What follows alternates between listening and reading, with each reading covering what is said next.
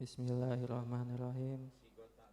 Sigot taklik pada hari ini Jumat tanggal 29 Desember 2023. Saya Ahmad Ibnu Habab bin Nuruddin berjanji dengan sesungguh hati bahwa saya akan mempergauli istri saya bernama Wartini binti Tayyim almarhum dengan baik, muasyarah bil ma'ruf menurut ajaran Islam.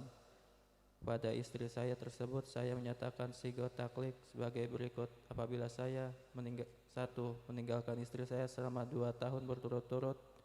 2. Tidak memberi nafkah wajib kepada 3 bulan lamanya. 3. Menyakiti badan atau jasmani istri saya. Atau 4. Membiarkan, tidak memperdulikan istri saya selama 6 bulan atau lebih. Dan karena perbuatan saya tersebut, istri saya tidak ridho dan mengajukan gugatan kepada pengadilan agama maka apabila gugatannya diterima oleh pengadilan tersebut, kemudian istri saya membayar Rp10.000 sebagai iwat kepada saya, jatuhlah talak saya satu kepadanya.